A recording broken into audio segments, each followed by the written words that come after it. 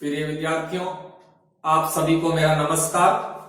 आज के इस वीडियो में हम कार्ब एनाइन से संबंधित 3 बिंदुओं पर चर्चा करेंगे, जिसमें हमारा पहला बिंदु ये रहेगा कि कार्ब एनाइन क्या होते हैं, यानी कार्ब एनाइन का इंट्रोडक्शन।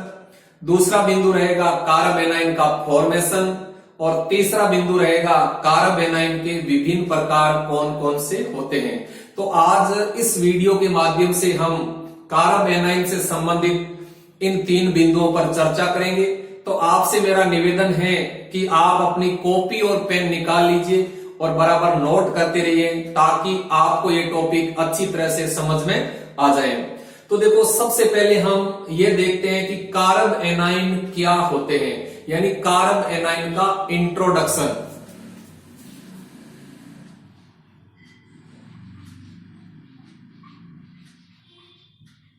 इंट्रोडक्शन। तो देखो, कार्ब एनाइन क्या होते हैं। तो देखो, यहां कार्ब प्लस एनाइन, यानी कार्ब यानी कार्बन, एनाइन का मतलब ऋण आवेश, यानी कार्बन के ऊपर ऋण आवेश। तो देखो, कार्ब एनाइन क्या होते हैं। कार्ब एनाइन ऐसे ऑर्गेनिक रिएक्शन इंटरमीडिएट होते हैं जिनमें त्रिसंयोजी एवं ऋण आवेशित कार्बन परमाणु के संयोजकता कोष में 8 इलेक्ट्रॉन पाए जाते हैं। तो देखो, कार्ब एनाइन की परिभाषा क्या हो जाती है कि कार्ब एनाइन ऐसे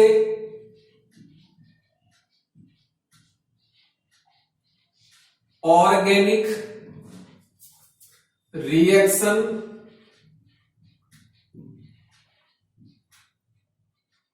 इंटरमीडिएट, यानी कार्ब एनाइन ऐसे ऑर्गेनिक रिएक्शन इंटरमीडिएट होते हैं जिनमें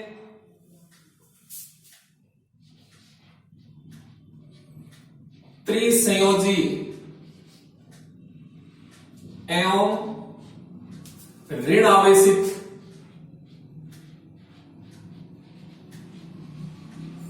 त्रिसंयोजी एवं ऋण आवेशित कार्बन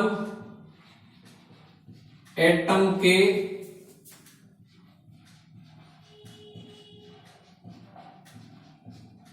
संयोजकता कोष में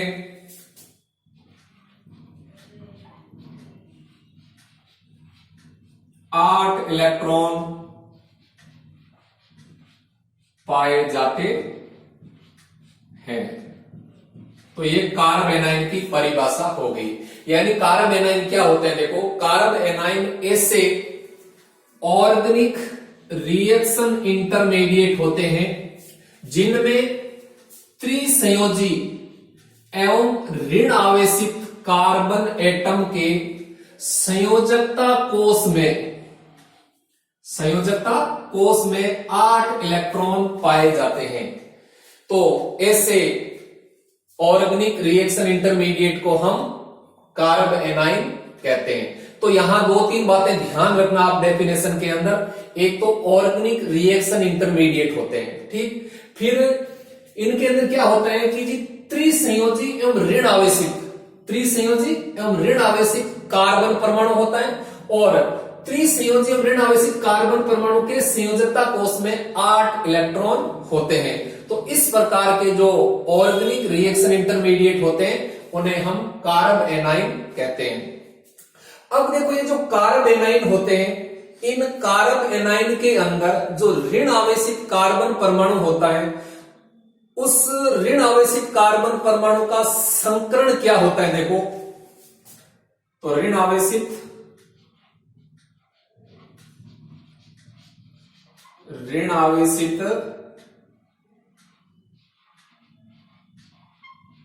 कार्बन एटम का संकरण। देखो, जो ऋण आवेशित कार्बन परमाणु होता है कार्ब एनाइन के अंदर, उस ऋण आवेशित कार्बन परमाणु का संकरण क्या होता है ये हम देखना चाहते हैं। तो हम जानते हैं कि कार्बेनाइन के अंदर जो ऋण आवेशित कार्बन परमाणु होता है वह ऋण आवेशित कार्बन परमाणु 3 रूपों में पाया जाता है। ये 3 रूप निम्न होते हैं, देखो, यानी ऋण आवेशित कार्बन परमाणु या तो इस रूप में होता है,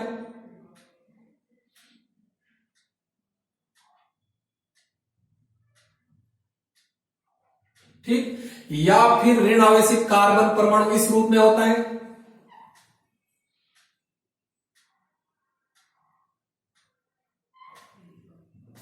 या फिर ऋण आवेशित कार्बन परमाणु इस रूप में होता है।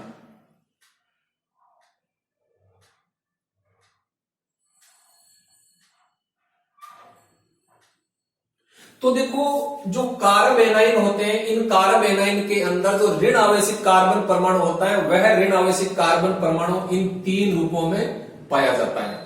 ठीक है, इन तीनों के अंदर कार्बन परमाणु क्या है, देखो, त्रिसंयोजी है, ऋण आवेशित है और कार्बन परमाणु के संयोजकता कोष में 8 इलेक्ट्रॉन है।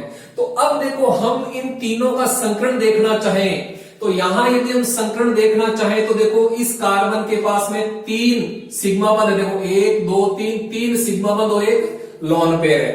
तो ये जो कार्बन परमाणु है इसके पास में 3 सिग्मा बंध और एक लोन पेयर है। तो यहां इसका जो संकरण है वो हो जाता है sp3। कौन सा होता है, sp3 संकरण होता है यहां, ठीक। और इस कार्बन का संकरण देखें हम तो यहां देखो सिग्मा बंध कितने, 1 और 2 सिग्मा बंध और एक लोन पेयर है। तो 2 सिग्मा बंध और एक लोन पेयर है। तो यहां इस कार्बन का संकरण होता है sp2, ठीक। और इस कार्बन का संकरण देखना चाहें हम तो देखो, यहां एक सिग्मा बंध और एक लोन पेयर है। तो यहां इस कार्बन का संकरण होता है sp। तो यहां देखिए, जो कार्बेनाइन के अंदर ऋण आवेशित कार्बन परमाणु होता है वह ऋण आवेशित कार्बन परमाणु sp3 अथवा sp2 अथवा sp संकरित अवस्था में होता है। अब देखो, यदि हम इनकी ज्योमेट्री देखना चाहें ऋण आवेशित कार्बन परमाणु की, तो जो ऋण आवेशित कार्बन परमाणु sp3 संकरित अवस्था में होता है, जहां देखो 3 सिग्मा बंध और एक लोन पेयर है, तो यहां इसकी ज्योमेट्री होती है ट्राइगोनल पिरामिडल।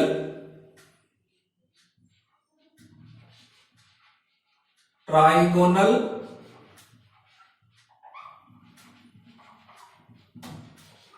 पिरामिडल, यानी जो कार्बन sp3 संकरित अवस्था में होता है उसकी ज्योमेट्री होती है ट्राइगोनल पिरामिडल, ठीक। और जो कार्बन sp2 संकरित अवस्था में है, जहां देखो क्या है, 2 सिग्मा बंध और एक लोन पेयर है, तो इसकी ज्यामिति होती है वी शेप या कोणीय, वी शेप या कोणीय, ठीक। और जो कार्बन sp संकरित अवस्था में है, यहां देखो एक सिग्मा बंध और एक लोन पेयर है, तो यहां इसकी ज्योमेट्री होती है लीनियर, ठीक। तो कार्बेनाइन के अंदर जो ऋण आवेशित कार्बन परमाणु होता है वह ऋण आवेशित कार्बन परमाणु 3 प्रकार की संकरित अवस्था में हो सकते हैं। यानी ऋण आवेशित कार्बन परमाणु sp3 संकरित अवस्था में हो सकता है, या sp2 संकरित अवस्था में हो सकता है, या sp संकरित अवस्था में हो सकता है। और जब ऋण आवेशित कार्बन परमाणु sp3 संकरित अवस्था में होगा तब उसकी ज्योमेट्री होगी ट्राइगोनल पिरामिडल, ठीक। और जब sp2 संकरित अवस्था में होगा तब उसकी ज्योमेट्री होगी वी शेप या कोणीय। और जब sp संकरित अवस्था में होगा तब उसकी ज्योमेट्री होगी लीनियर। अर्थात जो ऋण आवेशित कार्बन परमाणु है वह 3 प्रकार की ज्यामिति में पाए जाते हैं, ट्राइगोनल पिरामिडल, वी शेप या कोणीय और लीनियर, ठीक। तो इंट्रोडक्शन संबंधित दूसरा बिंदु हो गया। तीसरा बिंदु हम देखें इंट्रोडक्शन से संबंधित, तो यहां हम देखते हैं कि जो ऋण आवेशित कार्बन परमाणु है, ऋण आवेशित कार्बन परमाणु के संयोजकता कोष में 8 इलेक्ट्रॉन है, जिसमें से 6 बॉन्डिंग इलेक्ट्रॉन है और 2 नॉन बॉन्डिंग इलेक्ट्रॉन है। अर्थात यहां कार्बन परमाणु के पास में एक लोन पेयर उपस्थित है। अतः जो कार्ब एनाइन है, ये carb A9 electron rich species होते हैं। कैसी स्पीसीज होते हैं? इलेक्ट्रॉन रिच स्पीसीज होते हैं। कार्ब एनाइन है ये कार्बेनाइन इलेक्ट्रॉन रिच स्पीसीज होते हैं, क्योंकि कार्बेनाइन में ऋण आवेशित कार्बन परमाणु के पास में एक लोन पेयर पाया जाता है और ऋण आवेशित कार्बन परमाणु का अष्टक पूरा होता है, जिसमें से 6 बॉन्डिंग इलेक्ट्रॉन होते हैं और 2 नॉन बॉन्डिंग इलेक्ट्रॉन होते हैं, अर्थात ऋण आवेशित कार्बन परमाणु के पास में एक लोन पेयर होता है। अतः जो कार्बेनाइन है ये कार्बेनाइन इलेक्ट्रॉन रिच स्पीसीज होते हैं तथा न्यूक्लियोफाइल की तरह व्यवहार करते हैं। न्यूक्लियोफाइल यानी नाभिक स्नेही की तरह व्यवहार करते हैं। तो ये इंट्रोडक्शन से संबंधित तीसरा बिंदु हो गया।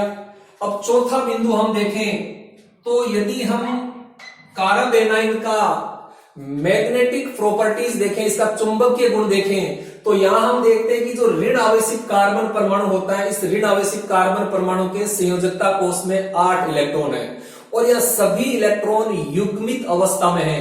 अतः ये जो कार्बेनाइन है ये डाईमैग्नेटिक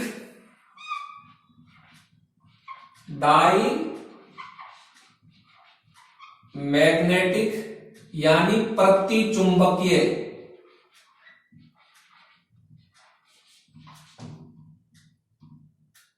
डाईमैग्नेटिक यानी प्रतिचुंबकीय होते हैं, क्योंकि यहां जो ऋण आवेशित कार्बन परमाणु है जिसके संयोजकता कोष में 8 इलेक्ट्रॉन है, ये सभी 8 इलेक्ट्रॉन युग्मित अवस्था में होते हैं। अतः ये जो कार्बेनाइन है ये कार्बेनाइन डाईमैग्नेटिक यानी प्रतिचुंबकीय होते हैं।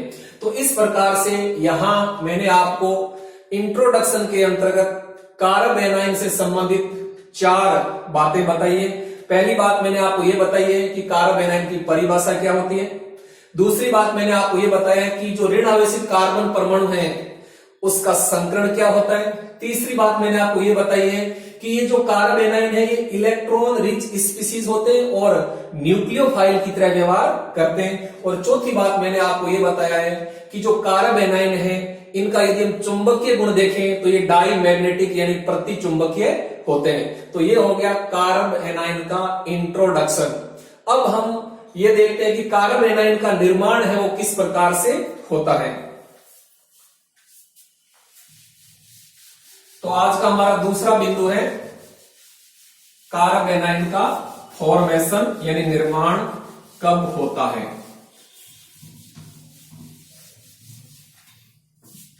Formation of कार्बेनाइन।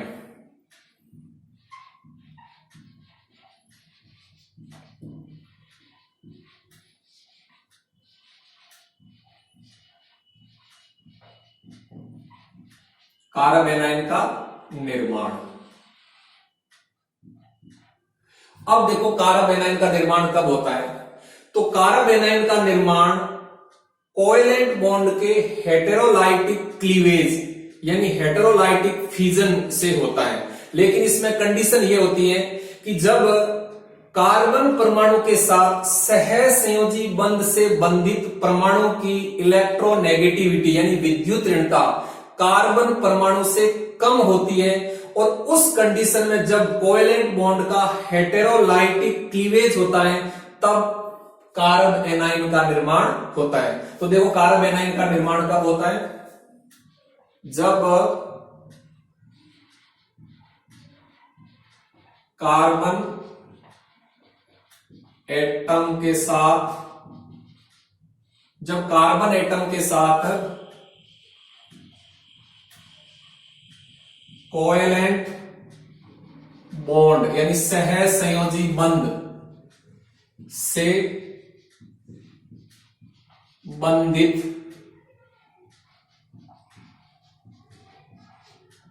परमाणु की इलेक्ट्रोनेगेटिविटी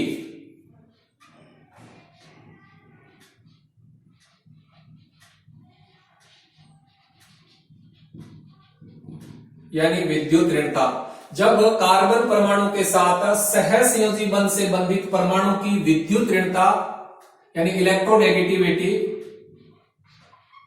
कार्बन एटम से कम होती हैं। तो ऐसी स्थिति में जब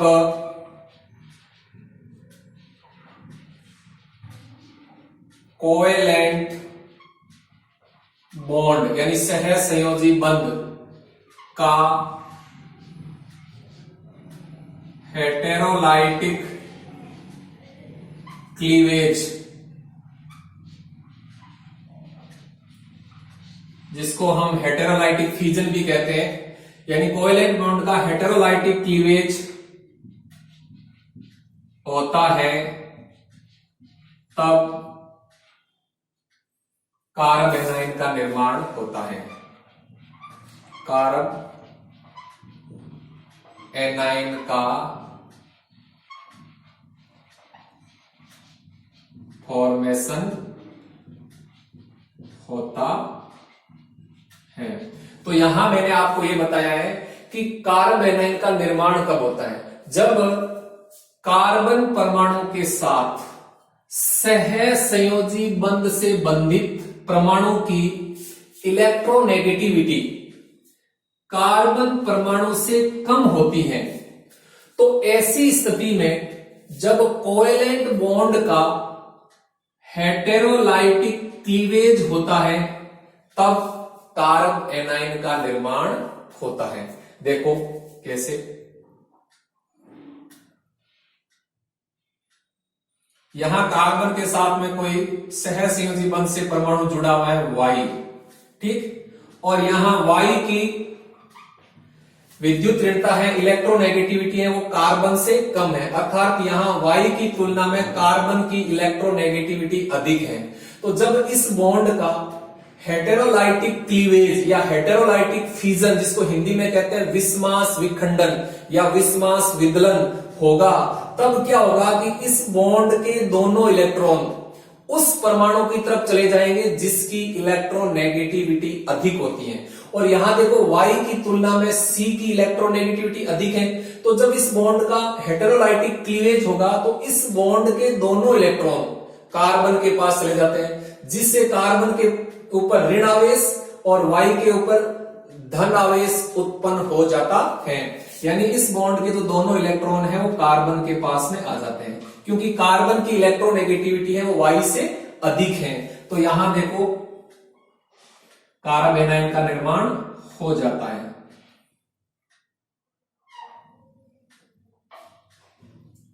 प्लस Y के ऊपर प्लस आ जाता है, तो ये कारब एनाइन बन जाता है। तो इस प्रकार से बहुत सारी ऑर्गेनिक रिएक्शंस के अंदर इंटरमीडिएट के रूप में कारब एनाइन का निर्माण होता है। जैसे यदि हम एक दो रिएक्शन की बात करें यहां, तो एक बहुत ही महत्वपूर्ण रिएक्शन है एल्डोल कंडेंसेशन। एल्डोल कंडेंसेशन, इस एल्डोल कंडेंसेशन में इंटरमीडिएट के रूप में कारब एनाइन का निर्माण होता है। और अपन देखें तो एक पर्किन कंडेंसेशन होता है, पर्किन कंडेंसेशन।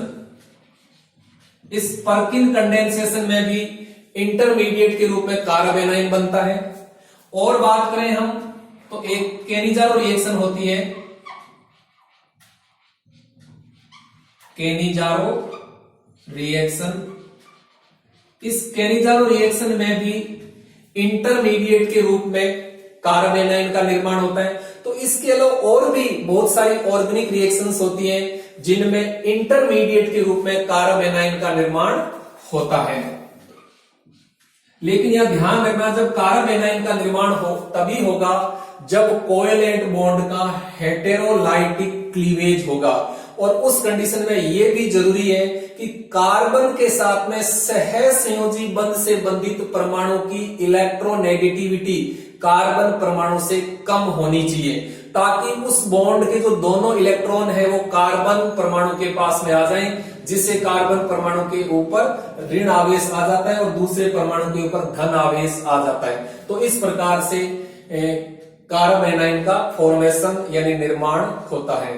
तो ये हमारा आज का दूसरा बिंदु हो गया, फॉर्मेशन ऑफ कार्ब एनाइन, यानी कार्ब एनाइन का निर्माण है वो कब यानी किस प्रकार से होता है। अब हम तीसरा बिंदु लेते हैं आज का, कार्ब एनाइन के प्रकार।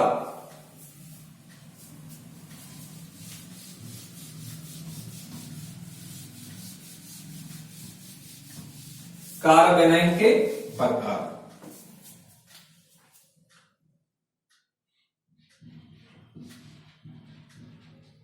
Types of carb A9.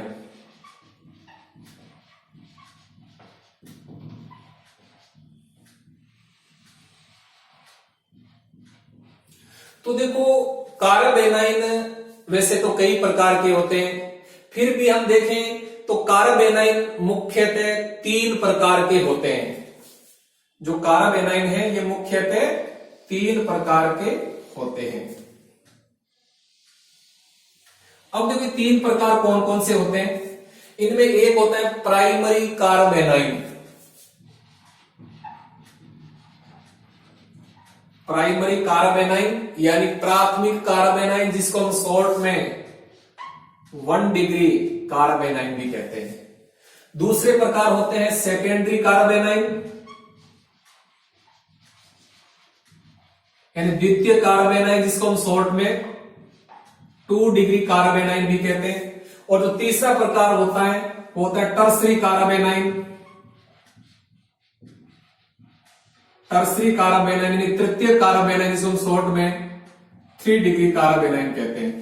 तो देखिए कार्ब एनाइन ये मुख्यतः 3 प्रकार के होते हैं, primary carb A9, secondary carb A9 और टर्सरी कार्ब एनाइन। अब देखिए प्राइमरी कार्ब एनाइन कौन से होते हैं, यानी ऐसे कार्ब एनाइन जिनमें ऋण आवेशित कार्बन परमाणु आगे सीधा एक कार्बन परमाणु से जुड़ा हुआ होता है, तो उन्हें हम प्राइमरी कार्ब एनाइन कहते हैं। दोबारा सुनिए, प्राथमिक कार्ब एनाइन ऐसे कार्ब एनाइन होते हैं जिनमें उपस्थित ऋण आवेशित कार्बन परमाणु आगे सीधा एक कार्बन परमाणु से जुड़ा हुआ होता है, तो उन्हें प्राइमरी कार्ब एनाइन कहते हैं। जैसे देखो एक एग्जांपल है एथिल कार्ब एनाइन। तो देखो यहां जो एथिल कार्ब एनाइन है, यहां इस एथिल कार्ब एनाइन के जो ऋण आवेशित कार्बन परमाणु है, यह ऋण आवेशित कार्बन परमाणु आगे एक ही कार्बन से जुड़ा हुआ है, तो यह प्राइमरी कार्ब एनाइन है। और एग्जांपल देखें हम, तो देखो आइसोब्यूटिल कार्ब एनाइन। तो देखो ये जो आइसोब्यूटिल कार्ब एनाइन है ये भी एक प्राइमरी कार्ब एनाइन है, क्योंकि यहां भी जो ऋण आवेशित कार्बन परमाणु है वह ऋण आवेशित कार्बन परमाणु आगे सीधा एक ही कार्बन से जुड़ा हुआ है, तो ये भी प्राइमरी कार्ब एनाइन है। और देखें हम तो नियोपेंटिल कार्ब एनाइन,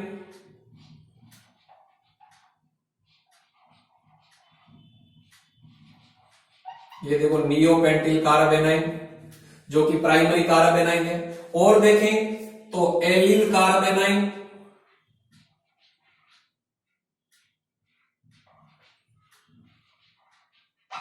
ये allyl carbanion, benzyl carbanion, benzyl carbanion. तो ये सारे प्राइमरी कार्ब एनाइन है, क्योंकि इन सभी में उपस्थित ऋण आवेशित कार्बन परमाणु आगे सीधा एक ही कार्बन परमाणु से जुड़ा हुआ है, तो ये सारे प्राइमरी कार्ब एनाइन होते हैं। इनके अलावा और भी बहुत सारे प्राइमरी कार्ब एनाइन होते हैं, तो ETC यानी इनके अलावा और भी बहुत सारे प्राथमिक कार्ब एनाइन होते हैं। अब हम देखते हैं सेकेंडरी कार्ब एनाइन क्या होते हैं। तो देखो सेकेंडरी कार्ब एनाइन ऐसे कार्ब एनाइन होते हैं जिनमें उपस्थित ऋण आवेशित कार्बन परमाणु अन्य सीधे 2 कार्बन परमाणुओं से जुड़ा हुआ होता है, तो वे सेकेंडरी कार्बेनाइन होते हैं। जैसे देखो, एक बहुत ही महत्वपूर्ण उदाहरण है आइसोप्रोपिल कार्बेनाइन। तो देखो आइसोप्रोपिल कार्बेनाइन है, इसमें जो ऋण आवेशित कार्बन परमाणु है, ये ऋण आवेशित कार्बन परमाणु दो अन्य कार्बन परमाणुओं से सीधा जुड़ा हुआ है, तो ये सेकेंडरी कार्बेनाइन हो गया। और एग्जांपल देखें,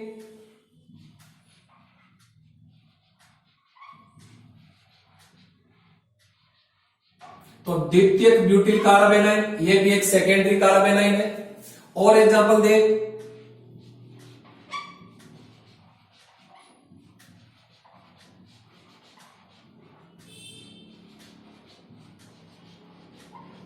ये भी एक सेकेंडरी कार्बेनाइन है।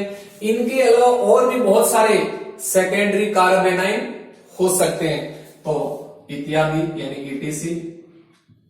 अब हम देखते हैं टर्सरी कार्बेनाइन यानी तृतीयक कार्बेनाइन। तृतीय कार्बेनाइन ऐसे कार्बेनाइन होते हैं जिनमें उपस्थित ऋण आवेशित कार्बन परमाणु सीधा अन्य 3 कार्बन परमाणुओं से जुड़ा हुआ होता है, तो वे टर्सरी कार्बेनाइन होते हैं। जैसे देखो, इसका सबसे अच्छा उदाहरण है टर्सरी ब्यूटिल कार्बेनाइन, तृतीयक ब्यूटिल कार्बेनाइन। अब देखो, यहां जो ऋण आवेशित कार्बन परमाणु है, ये ऋण आवेशित कार्बन परमाणु सीधा 3 कार्बन परमाणुओं से जुड़ा हुआ है, तो ये टर्सरी कार्बेनाइन हो गया। और एग्जांपल देखें,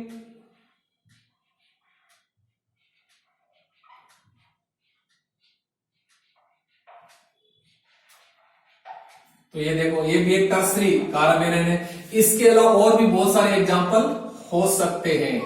तो इस प्रकार से कार्बेनाइन है, ये मुख्यतः 3 प्रकार के होते हैं, प्राइमरी कार्बेनाइन, सेकेंडरी कार्बेनाइन और टर्सरी कार्बेनाइन।